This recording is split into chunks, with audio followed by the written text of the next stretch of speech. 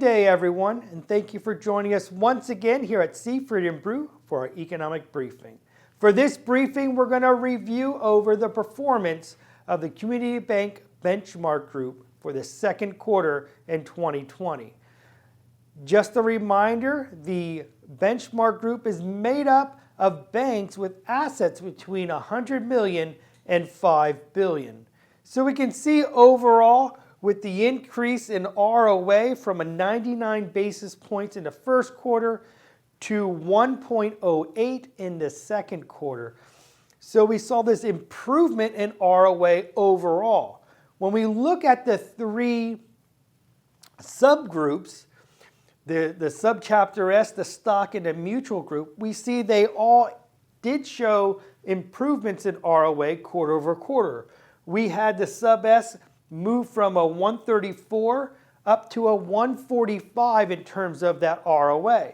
We saw the stock group increase as well from 91 basis points up to 97 basis points.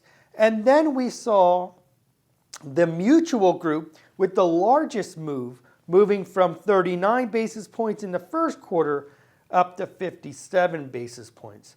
Now, these are all median numbers here, but they do all show improvements quarter over quarter. So I thought what we do this quarter is look at this Dupont analysis in terms of normalizing the income statement by looking at it over average assets. And we're using the averages for the overall benchmark group.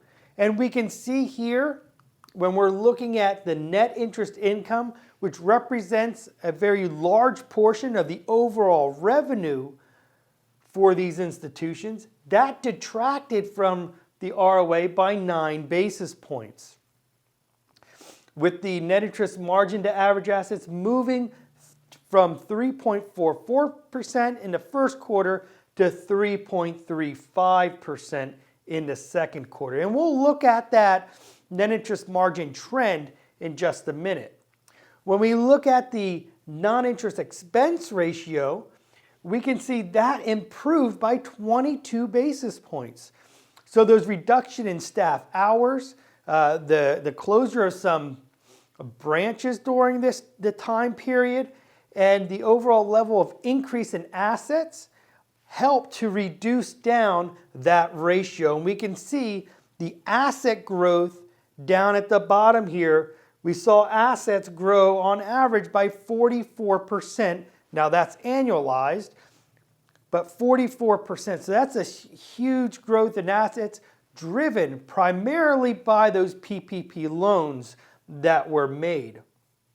And we see the impact that had on the ratios here. But overall, the two driving forces that changed during the period, not net interest income and non-interest expense, really those changes counteracted each other, but the improvement in non-interest expense was enough to overcome the decline in net interest income. Now we're hoping that we could see the net interest income start to stabilize as we move forward.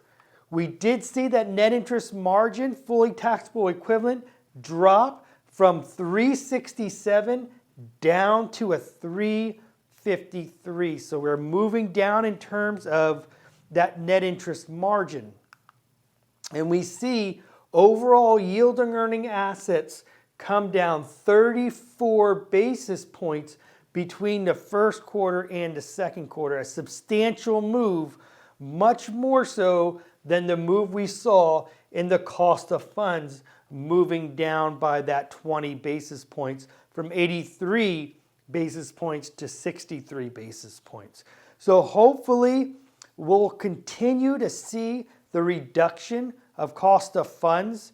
But my guess and my projection is that as we move throughout the second half of this year, we're going to continue to see a substantial move down in the overall level of yielding earning assets at a greater degree than cost of funds, causing that margin compression to worsen over the next half of the year. When we look at the cost of interest-bearing deposits, we can see that came down from a 102 down to 81 basis points. So we had a nice move down in the cost of interest-bearing deposits, and we still have some room to go in here as well, especially repricing those CDs that were made last year at higher rates. So we're going to see that improve. When you look at the cash type deposits, we've seen this flow into this cash type deposits, and we saw that jump from 72% of total deposits up to 75. And that's a movement could be the movement from the CDs into money markets or savings accounts, but what's the driving force behind that is those monies from the PPP loans. Those proceeds, for the most part, went directly into the checking accounts at the institutions, and that provided a lot of that growth in deposits and this move up in cash type deposits to total deposit ratio. The net overhead, when we look at this, improved substantially from a 208 down to a 183. Typically, this as an industry, the average is somewhere around 2%, and this decline down to a 183 will be an anomaly, and we can see that when we look at the components, non-interest expense and non-interest income. We talked about that non-interest expense earlier. The closure of some of the branches, the reduction in hours, and the overall increase in assets kind of helped that to improve substantially quarter over quarter. We would anticipate this number moving back up in the third quarter closer to its average of about 275 as we move throughout the rest of the year. Non-interest income came down just a little, just down to 54 basis points from 55 basis points.